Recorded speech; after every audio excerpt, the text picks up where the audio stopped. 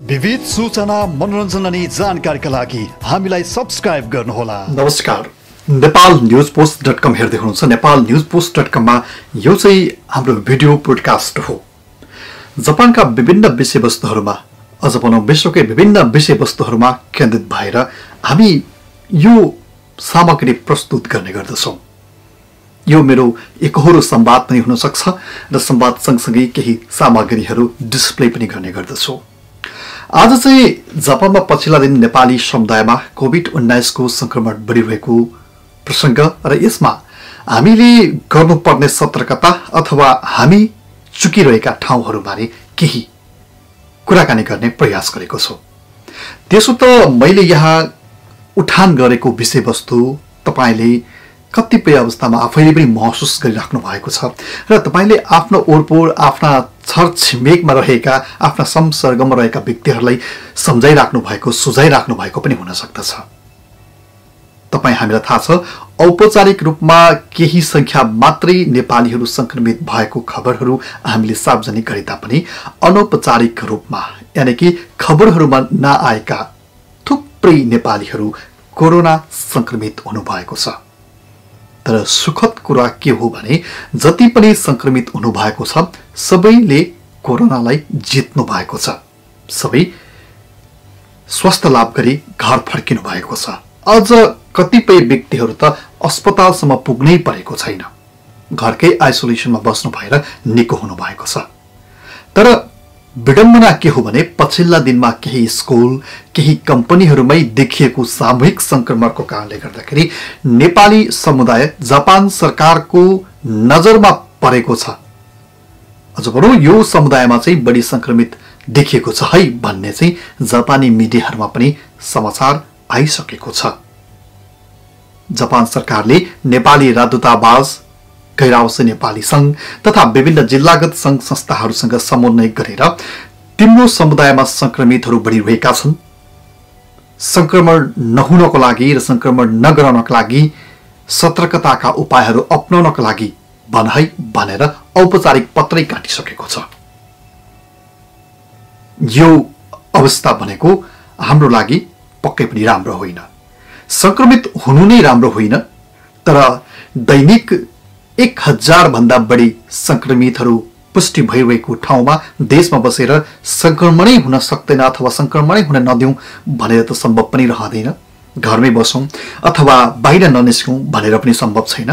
काम नगरिकन जापान जस्तो ठाउँमा केही पनि आउँदैन, माम मात्र होइन।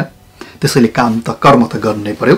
तर कर्म गर्दै गर्दाखेरि पनि हामीले अलि बढी सतर्कता अपनाउने कि अब दशैं भर्खरै सकियो, दशैंले पनि थुप्रै व्यक्तिहरूलाई संक्रमित बनाएको छ। यद्यपि दशैं अगाडि नै नेपाली समुदायमा फैलिएको संक्रमणको कारणले गर्दा धेरै सावधानी र धेरै सतर्कताका सूचनाहरू र खबरदारीहरू विभिन्न संघ संस्थाहरूबाट जारी भयो र तपाई हामी पनि सतर्कता र संयमितता अपनाउन बाध्य भयौं र अपनायौं। यद्यपि त्यति हुँदा हुँदै पनि दशैंले केही संक्रमणहरू भने फैलाएको छ। अब तिहार नजिकै छ, यस पछाडि छठ छ, यस्तै थुप्रै चाडपर्वहरू हाम्रो नेपाली समुदायमा जहिले पनि रहने गर्दछ, जसले एक आपसमा भेटघाट र सँगै सामूहिक रूपमा नाचगान खानपिन लगायतका सांस्कृतिक कुराहरू जो परम्परागत रूपमा हामीले मनाउँदै आएका छौं यसलाई अवश्य पनि प्राथमिकता दिन्छ र त्यसले कोभिड-19 को संक्रमण चाहिँ बढाउने सम्भावना छ। त्यसैले तपाईलाई यो कुराकानीमा आग्रह पनि गर्छु, सकभर जमघट नगरौं, भेला नगरौं, सामूहिक खानपानको कार्यक्रमहरू स्थगन गरौं। लाइफ टाइम त पक्कै पनि गर्न पर्दैन, केही समय हो, किनकि महामारी धेरै वर्ष नजाला यो हामी अपेक्षा गरौं।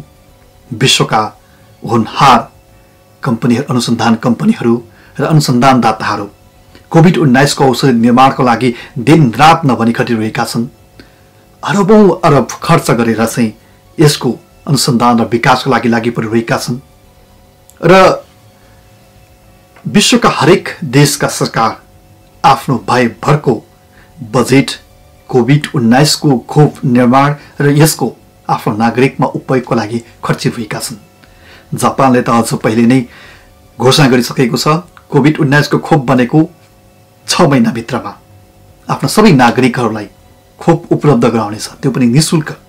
अझ त्यति मात्र होइन, साइड इफेक्ट केही भइहाल्यो भने त्यसको समेत क्षतिपूर्ति दिने गरी विधेयक नै पास भइसकेको छ। त्यसैले सरकारले चालेका यी जति पनि कदमहरू छ यसलाई हामीले साथ दिन जरुरत छ र यो कठिन परिस्थितिमा साथ दिने एउटै विकल्प भनेको तपाईँ हामी जहाँ छौँ जुन अवस्थामा छौँ त्यहाँ सुरक्षित रहने र अरूलाई पनि सुरक्षित रहने वातावरण सिर्जना गर्नु हो। याद गर्नुहोस्, कतै तपाईँको व्यवहारले हेलचेक्राइलाई पो देखाइरहेको छ कि आफ्नो वरपरका आफ्ना चिन्जानका नेपाली समुदायका कोही व्यक्तिको गतिविधि जापान सरकारले कोभिड-19 संक्रमण नियन्त्रणका लागि गरिरहेका प्रयास विपरीत पो छ कि? यदि त्यस्तो छ भने नेपाली भएको कारणले र मानव भएको कारणले सम्झाउनुस्, बुझाउनुस्, किनकि गल्तीहरू अन्जानमै हुने गर्छन् र कतिपय अन्जानमा भएका त्यस्ता गल्तीहरूले फेरि सच्याउने अवसर नदिन पनि सक्छन्। त्यसमा जसले थाहा पायो, जसले देख्यो, जसले बुझ्यो उसले बुझाइदिनु, सम्झाइदिनु पनि कर्तव्य हुन जाँदछ। म आशा गर्दछु तपाईहरूले यो गरिराख्नु भएको छ। मैले यो प्लेटफर्मबाट यो भिडियो सार्वजनिक गरिराख्दाखेरि तपाईँलाई लाग्न सक्छ धेरै ठुलो कुरा गर्यो। हामीलाई पनि थाहा थियो यो सामान्य कुरा हो। हेर्नुहोस्, संसारमा सबैलाई थाहा भएकै कुराहरूकै धेरै गल्ती हुने गर्दछ, किनकि हामीलाई थाहा हुन्छ तर हामी सोच्दछौँ त्यो हाम्रो स्वभावमा लागू हुँदैन। त्यसो होइन, हामीले थाहा भएको कुरा हामीले व्यवहारमा उतार्यौँ, देखायौँ भने त अरूले त्यसलाई सिको गर्ने हो। त्यसैले फलानुले गर्ला अथवा अरू कसैले गर्ला अनि म गरौँला, अथवा मैले गरेको छैन, गल्ती त फलानुले गरेको हो, ढिसानुले गरेको हो भनेर उम्कने जुन प्रवृत्ति तपाईँमा पनि छ र धेरै थोरै ममा पनि छ, त्यसलाई आजैबाट त्यागौँ। कोभिड-19 कै सन्दर्भमा कुराकानी गर्नुपर्दा मेरो अनौपचारिक जानकारीमा आएको डाटालाई तपाईँहरूलाई बताएँ भने जापानमा रहेका पुग नपुग 1 लाख नेपालीहरू मध्ये 300 जनाभन्दा बढी नेपालीहरू कोभिड-19 बाट संक्रमित भएका छन्। अघि पनि भने सुखद कुरा, यति धेरै व्यक्तिहरू संक्रमित भए पनि सबै निको भएका छन्। त्यसो त जापानमा संक्रमण र मृत्युदर हेर्यौँ भने एकदमै अरू देशभन्दा फरक छ। यहाँ 1,08,000 भन्दा बढी संक्रमित हुँदाखेरि पनि जम्मा 1800 व्यक्तिहरू मात्रै निधन भएको अवस्था छ। भनेको यहाँको स्वास्थ्य प्रणाली राम्रो छ। यहाँ आवश्यकता अनुसारको अहिलेसम्म उपचार चाहिँ सरकारले प्रदान गर्न सकिरहेको छ, त्यो व्यवस्था गरिरहेको छ। त्यसैले यी वातावरणलाई नखल्बो ल्याउनको लागि, यो वातावरणलाई निरन्तर यस्तै अनुकूल कायम राख्नको लागि तपाईँ हामी अझै बढी सतर्कता अपनाउन पर्ने समयमा आइपुगेका छौँ, अथवा तपाईँ हाम्रो सतर्कता संयमितता अझै आवश्यक छ। बिस्तारै चिसो बढ्दैछ र अनुसन्धानदाताहरूले भनेअनुसार र विगतका अनुभवले देखाएअनुसार चिसो बढ्दै जाँदा यो कोभिड-19 को संक्रमण अलिक बढ्ने सम्भावना छ। जहाँ हुनुहुन्छ, जुन अवस्थामा हुनुहुन्छ, आफू स्वस्थ रहँदै आफू र आफ्नो समुदायलाई स्वस्थ रहने वातावरण सृजना गर्नका लागि तपाईँ कति पनि चुक्नुहुने छैन भन्ने आशा गरेका छौँ। अर्को कुरा, अहिले पछिल्ला दिनमा नेपालबाट सहज रूपमा जापान आउने वातावरण त बनेको छ। अस्ति मात्रै पनि यो नोभेम्बर 6 तारिकमा चाहिँ नेपालबाट आउनुभयो नेपालीहरू नेपाल एयरलाइन्सबाट, र यो पटक पनि 7 जना व्यक्तिहरू चाहिँ कोभिड-19 संक्रमित पुष्टि हुनुभयो। नेपालबाट आएको हरेक फ्लाइटमा कोभिड-19 संक्रमित व्यक्तिहरू भेटिएका छन्। यद्यपि जापान सरकारले तोकेको मापदण्ड अनुसार जहाजमा उड्नुभन्दा 72 घण्टा अगाडि चेक गरिएको, अझ भनौँ 72 घण्टाभित्र चाहिँ नेगेटिभ भएको प्रमाण देखाएर छिर्नुपर्छ। भनेको नेपालमा नेगेटिभ देखिएका व्यक्तिहरू नेपालको पीसीआर टेस्टमा नेगेटिभ देखेका व्यक्तिहरू जापानको एयरपोर्टमा गरिने परीक्षणमा चाहिँ पोजिटिभ देखिएका छन्। यो दुःखद कुरा हो र बारम्बार यो घटना दोहोरिराख्दाखेरि जापान सरकारले नेपाल एयरलाइन्सलाई केही दिन अगाडि मात्रै चेतावनी पनि जारी गरिसकेको छ। भनिसकेको छ तिम्रो हरेक फ्लाइटमा संक्रमितहरू देखिरहेका छन्। नेपालमा चेक गरेको पीसीआर र जापानमा चेक गरेको पीसीआर को रिपोर्ट फरक आइरहेको छ। त्यसैले अझै बढी सतर्कता अपनाऊ। कि अब नेपाल एयरलाइन्सलाई अपनाइदिने हो त अथवा यो नेपाल एयरलाइन्सको मात्र जिम्मेवारी हो त होइन। यसमा तपाईँ हाम्रो पनि जिम्मेवारी हुन्छ र नेपाल सरकारले अथवा नेपालमा जहाँ पीसीआर परीक्षण भइरहेको छ त्यहाँ पनि एकपटक सोच्नुपर्ने अवस्था हो कि, किनकि 72 घण्टाभित्र नै कसरी संक्रमित भए। 72 घण्टा अघि नेगेटिभ देखिएको मान्छे 72 घण्टा नपुग्दै कसरी चाहिँ संक्रमित देखिए, यो अर्को प्रश्नवाचक चिन्ह उठेको छ ठूलो। यसलाई नियमन निकायहरूले सम्बन्धित निकायले सोच्नुपर्ने भएको छ। यो पछिल्ला दिनमा जापान सरकारले यात्रा सहज बनाएपछि मात्रै पनि एयरपोर्टमा 43 जना नेपालीहरू कोरोना संक्रमण पुष्टि भइसकेको छ। यो संख्यात्मक रूपमा नेपालको लागि र नेपाली समुदायको लागि सुखद कुरो पटक्कै होइन र जो संक्रमित हुनुभयो उहाँहरू जानाजान हुनुभएको अथवा उहाँहरूको दोष भन्न खोजेको होइन।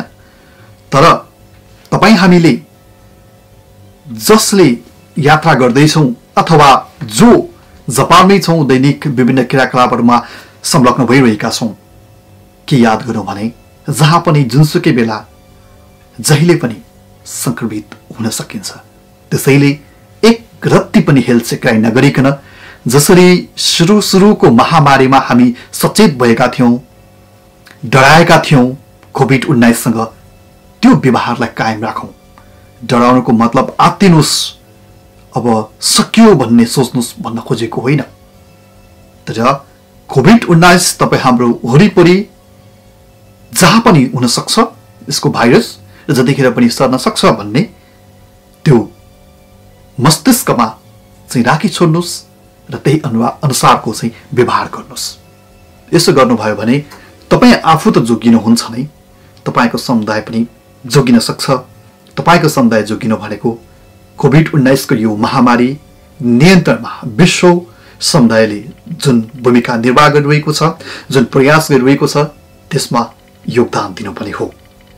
र जापान आइसक्नु भए पछाडि क्वारेन्टाइन बस्नै पर्ने जुन जापान सरकारको नियम छ, यो क्वारेन्टाइन रुललाई चाहिँ होम आइसोलेसनलाई चाहिँ पालन नगर्नु भएको थुप्रै घटनाहरू देखिरहेका छौँ। यही 6 तारिक जापान आउने अथवा आएका केही व्यक्तिहरू जो चाहिँ वास्तवमै आइसोलेसनमा बस्नुपर्ने थियो, घरमा 14 दिनसम्म चाहिँ होम क्वारेन्टाइनमा बस्नुपर्ने थियो, उहाँहरू चाहिँ आएको भोलिपल्टैबाट विभिन्न सार्वजनिक स्थलहरूमा गएको हामीले देखिरहेका छौँ। उहाँहरूलाई हामीले प्रत्यक्ष व्यक्तिगत रूपमा कतिपय हाम्रो जानकारीमा भएका व्यक्तिहरूलाई भनेका पनि छौँ, तर कतिपय व्यक्तिहरूलाई भन्न सकेका पनि छैनौँ किनकि उहाँहरू हाम्रो पहुँचभन्दा बाहिर हुनुहुन्छ। तर तपाईँले गर्ने यस्तै व्यवहारले गर्दाखेरि नेपाली समुदायमाथि र विदेशीप्रति जापानले गर्ने व्यवहार चाहिँ फरक पर्न सक्छ, बदलिन सक्छ। तपाईँलाई याद थियो विगतमा जापान आउँदाखेरि कोभिड-19 टेस्ट गरेको नेगेटिभ प्रमाण पेश गर्नु भए पुग्थ्यो। तर अहिले जापान आउँदै गर्दाखेरि डिपेन्डेन्ट होस्, कामदार भिजामा होस् अथवा हरेक भिजामा आउँदाखेरि यहाँ रहेको जापानी कम्पनीले तपाईलाई चाहिँ रेसिडेन्स ट्र्याक भरेर दिनुपर्ने, पठाइदिनुपर्ने बाध्यता सिर्जना भएको छ। यो किन भयो भने हामीले क्वारेन्टाइन रुल्स पालना गरेनौँ। यसैले जापान सरकारले बाध्यता भएर यो नियम कायम गर्यो, जसले अहिले धेरै व्यक्तिहरू तत्कालै आउन चाहेर पनि आउन पाइराख्नु भएको छैन किनकि कम्पनीले आफ्नो कर्मचारीको त कमसेकम जिम्मेवारी लिएला, तर आफ्नो कर्मचारीको डिपेन्डेन्टमा आउने स्पाउस बनेर आउने व्यक्तिको जिम्मेवारी कसरी लिन सक्छ? यो बाध्यकारी छैन। कम्पनीलाई चाहिँ स्वतन्त्र दिएको छ, यदि उसले चाहन्छ भने मात्रै त्यहाँ स्ट्याम्प लगाइदिन सक्छ। यस्ता खालका रुल्सहरू परिवर्तन हुने भनेको तपाईँ हाम्रै व्यवहारले हो। तपाईँले पहिले जापान आउने अनुभवी व्यक्तिहरूको कुरा सुन्नुभएको होला। पहिले जापान यस्तो स्ट्रिक्ट थिएन, जापानमा विदेशीहरूलाई एकदमै सहज थियो, न भिसाको प्रब्लम थियो, न विद्यार्थी भिसामा आउनेले 28 घण्टाभन्दा बढी काम गर्यो भनेर फर्केर जानु पर्थ्यो, न डिपेन्डेन्ट भिसामा आउनेहरूले चाहिँ 28 घण्टाभन्दा बढी काम गर्यो भनेर फर्केर जानु पर्थ्यो। केही पनि थिएन, सबै वातावरण नर्मल थियो। तर अहिले हेर्नुहोस् त हरेक कुराहरू कसरी परिवर्तन भएको छ।